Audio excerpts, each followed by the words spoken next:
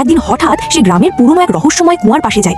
অসাবধানতাবশত কুয়ার পানি তার কাটা পায়ে লেগে যায়, আর তারপরই ঘটে ভয়ঙ্কর অবিশ্বাস্য ঘটনা। রাহাত নিজের চোখকেই বিশ্বাস করতে পারছিল না। তার কাটা পা ধীরে ধীরে চোখের সামনে আবার গজাতে শুরু করলো।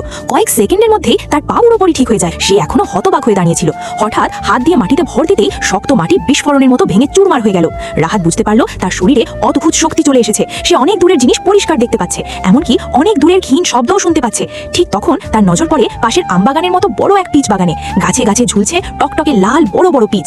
রাহাত একটা পিচ তুলে খেতে যাবে, এমন সময় হঠাৎ সেখানে ঢুকে পড়ে শহরের ধনী ব্যবসায়ী মহিলা নীলা। নীলার শরীর খুব দুর্বল ছিল, সে ঠিকমতো হাঁটতেও পারছিল না। রাহাত তাকে ধরতে গেলে দুজনেই পড়ে যায়। নীলা কাঁপা গলায় বলল, আমার সুগার লো হয়ে গেছে, তোমার কাছে কি কোনো মিষ্টি আছে? রাহাত বলল, মিষ্টি নেই, তবে একটা ফল আছে। সে দ্রুত পিচটা নীলার হাতে তুলে দেয়। নীলা ফলটার এক কামড় দিতেই অবিশ্বাস্য ঘটনা ঘটে। মুহূর্তের মধ্যে তার শরীর পুরো স্বাভাবিক হয়ে যায়। নীলা হতভম্ব হয়ে যায়। সে সঙ্গে সঙ্গে ব্যাগ থেকে অনেক টাকা বের করে রাহাতের হাতে ধরিয়ে দেয়। রাহাত টাকা নিতে না চাইলেও নীলা জোর করে বিয়ে চলে যায়। নীলা চলে যাওয়ার পর রাহাত বুঝতে পারে এই কুয়ার পানি আর পিচের মধ্যে নিশ্চয়ই কোনো অলৌকিক শক্তি আছে। ঠিক তখনই সে দেখতে পায় গ্রামের মেয়ে মায়া নদীর ধারে দাঁড়িয়ে কাঁদছে। মনে হচ্ছে সে নদীতে ঝাঁপ দিতে যাবে। রাহাত দৌড়ে গিয়ে তাকে বাঁচায়। মায়া কান্না করতে করতে জানায় তার খালা জোর করে তাকে গ্রামের ভয়ঙ্কর সন্ত্রাসী জাহিদের সাথে বিয়ে দিতে চাইছে, কিন্তু মায়া সেই বিয়ে কিছুতেই মানতে রাজি না। রাহাত তাকে শান্ত করতে হঠাৎ সেখানে মায়ার খালা এসে হাজির হয়। রাহাত তাড়াতাড়ি মায়াকে লুকোনোর চেষ্টা করে, কিন্তু শেষ পর্যন্ত ধরা পড়ে যায়। তখন বাঁচার জন্য মায়া হঠাৎ বলে বসে, আমি রাহাতকে ভালোবাসি আর আমি তার সন্তানের মা হতে চলেছি। রাহাত তো পুরো অবাক। সে মনে মনে বলে, এ আবার কখন হলো? মায়ার খালা রাগে মায়াকে চড় মারে, আর মারতে গেলে রাহাত তাকে ধাক্কা দিয়ে সরিয়ে দেয়। এরপর খালা শর্ত দেয়,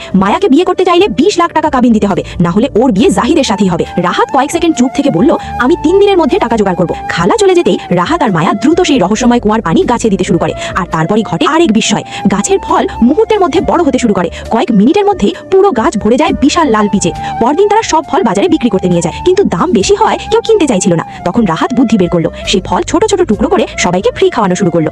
ঠিক তখনই সেখানে হাজির হয় গ্রামের সন্ত্রাসী জাহিদ। সে চিৎকার করে বলে, এই ফল এত বড় কেন? নিশ্চয়ই বিষ আর ওষুধ মেশানো হয়েছে। রাহাত রেগে গিয়ে বলে, চুপ করে এখান থেকে চলে যা। জাহিদ দাঁত চেপে বলল, গতবার সুযোগ পেয়ে মেরেছিলি, আজ সব হিসাব একসাথে নেব। এই কথা বলেই জাহিদ তার লোকজন নিয়ে রাহাতের দিকে এগিয়ে আসে।